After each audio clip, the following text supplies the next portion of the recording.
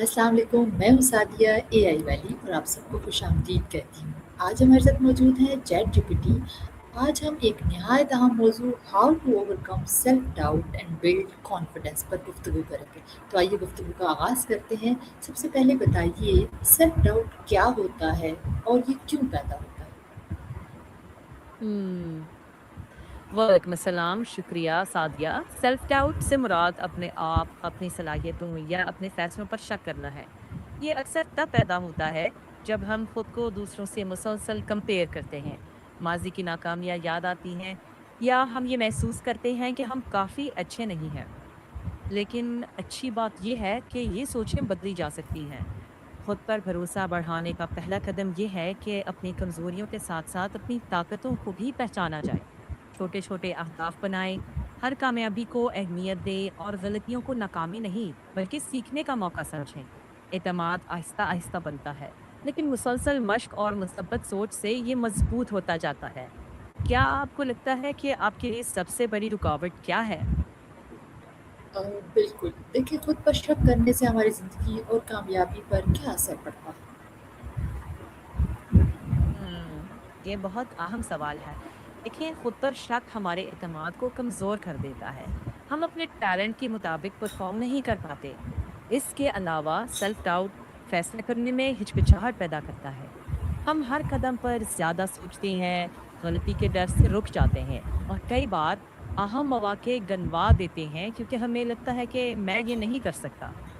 ये सोच हमारे अंदर तनाव और बेचैनी भी बढ़ा सकती है, जिससे काम पर तवज्जो मुतासिर होती है और तरक्की की रफ्तार सुस्त पड़ जाती है।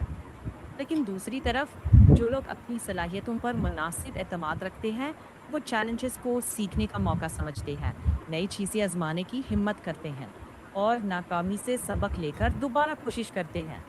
इसलिए ये समझना ज़रूरी है कि एतमाद का मतलब ये नहीं कि इंसान कभी गलती नहीं करेगा, बल्कि असल एतमाद ये है कि अगर गलती हो भी जाए तो उससे सीख कर आगे बढ़ने की सलाहियत रखी हो। यही सोच इंसान को कामयाबी के करीब ले जाती है। हम अपनी क्या मनफ आपको लगता हम अपनी मनफी सोच को मुस्बत सोच में कैसे तब्दील कर सकते हैं? अच्छा, ये बेहतरीन सवाल है। मनफी सोच को मुसब्बत में बदलना एक दिन का काम नहीं, बल्कि ये मुसलसल अमल है। सबसे पहले अपनी मनफी सोच को पहचानें। जब भी दिमाग कहे मैं ये नहीं कर सकता, फौरन खुद से पूछें इस बात का सबूत क्या है? क्या मैंने पहले कभी कोई मुश्किल काम कामयाबी से नहीं किया? मनफी जुमलों को मुसब्बित और हकीकत पसंद अंदाज में बदलें। मिसाल के तौर पर मैं हमेशा नाकाम होता हूँ की जगह कहें मैं अभी सीख रहा हूँ और हर कोशिश मुझे बेहतर बना रही है। इसके अलावा छोटी-छोटी कामयाबियाँ लिखें और याद रखें, जब अच्छे लोगों के साथ वक़्त गुज़ारते हैं जो आपकी हौसला अफ़ज़ाई करते हैं, तो एतमाद आहिस्ता-आहिस्ता बढ़ने लगता है। आखिर में अपने आप से सब्र और नरमी से पेश आएँ।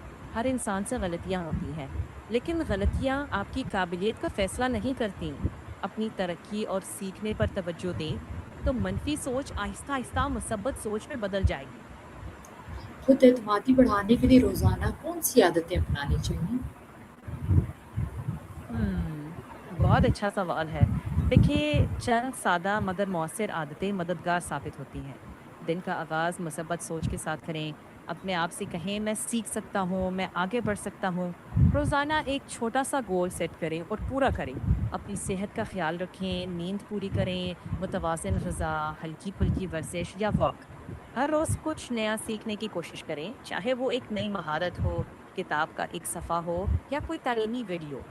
अपने दिन के इख्तिताम पर 3 अच्छी बातें या कामयाबियाँ लिख लें, चाहे वो कितनी ही छोटी क्यों ना हो। और दूसरों से कंपेयर करने के बजाय खुद का मवाज़ना अपने गुज़िश्ता दिन से करें। जब आप अपनी तरक्की पर तवज्जो देते हैं और मुस्तकिल मिज़ाजी से छोटे-छोटे कदम उठाते रहते हैं, तो एतमाद खुद ब खुद मज़बूत होने लगता है। यही आदतें मुस्तक़बिल में बड़ी कामयाबियों की बुनियाद बन जाती हैं। क्या छोटे-छोटे अहदाफ हासिल करने से एतमाद में इज़ाफ़ा होता है? अगर होता है तो फिर कैसे? जी हाँ, बिल्कुल। छोटे-छोटे अहदाफ हासिल करने से एतमाद बढ़ता है, क्योंकि हर छोटी कामयाबी दिमाग को ये पैगाम देती है कि मैं कर सकता हूँ। اس سے آہستہ آہستہ بڑے چیلنجز کا حوصلہ پیدا ہوتا جاتا ہے۔ مثال کے طور پر اگر کوئی طالب علم روزانہ صرف 30 منٹ پڑھنے کا ہدف رکھے اور اسے پورا کرے تو چند دنوں بعد ہی اسے اپنی صلاحیت پر زیادہ یقین آنے لگتا ہے۔ اسی طرح اگر کوئی شخص روزانہ تھوڑی ورزش، ایک نیا اسکل سیکھنا یا اپنے کام وقت پر مکمل کرنا جیسی چھوٹی عادتیں اپنائے تو ہر چھوٹی کامیابی اس کی اعتماد کو مضبوط کرتی ہے۔ اس کے برعکس اگر ہم بہت بڑے اہداف بنا لیں اور انہیں حاصل نہ کر سکیں تو مایوسی ہو سکتی ہے۔ اس لیے چھوٹے اور قابل حصول اہداف سے شروع کریں اور آہستہ آہستہ ان کا معیار بڑھاتے جائیں۔ مختصراً خود اعتمادی چھوٹے کامیاب قدموں کے سلسلے سے بنی رہتی ہے اور یہی بنیاد بڑے چیلنجز کے لیے حوصلہ دیتی ہے۔ دوسروں سے اپنا موازنہ کرنا کیوں نقصان دہ ہے؟ یہ بھی اہم سوال ہے۔ دیکھیں، دوسروں سے اپنا موازنہ کرنا اس لیے نقصان دہ ہے کیونکہ ہر انسان کا سفر، حالات، صلاحیتیں اور مواقع مختلف ہوتے ہیں۔ جب ہم اپنی کامیابی کو کسی اور کی کامیابی سے ناپتے ہیں تو اکثر اپنی توجہ اپنی خوبیوں کے بجائے کمیوں پر چلی جاتی ہے، جس سے خود اعتمادی کم ہو جاتی ہے۔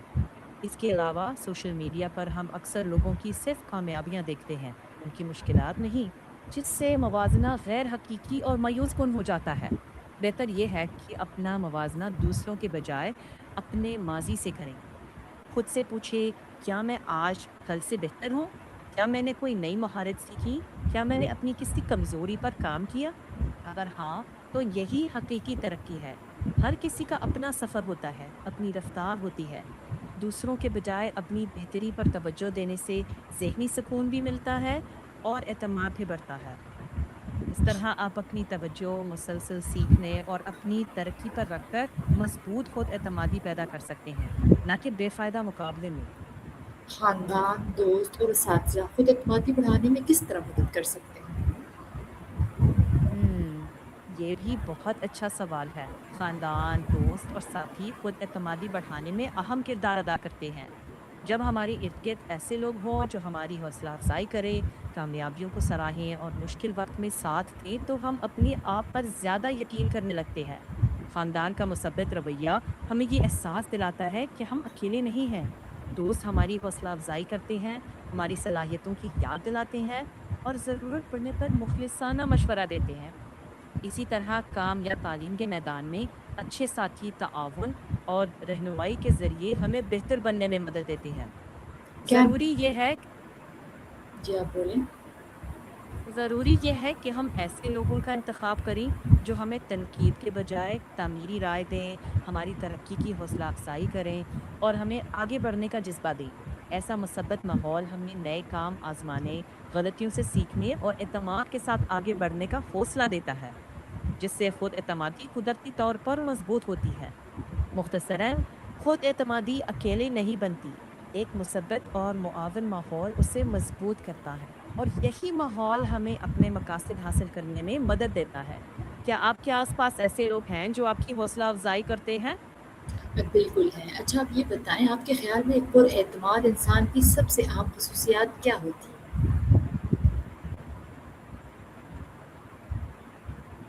آپ بہت اچھا سوال ہے۔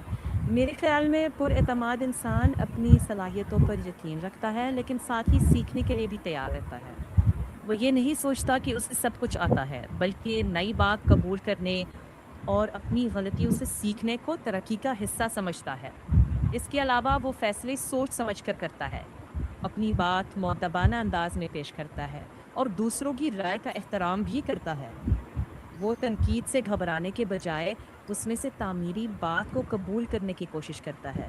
ایسا شخص چیلنجز سے بھاگتا نہیں، ان کا سامنا کرتا ہے۔ اگر اسے ناکامی بھی ہو جائے تو وہ اسے اپنی شخصیت کی ناکامی نہیں سمجھتا، بلکہ ایک تجربہ مان کر دوبارہ کوشش کرتا ہے۔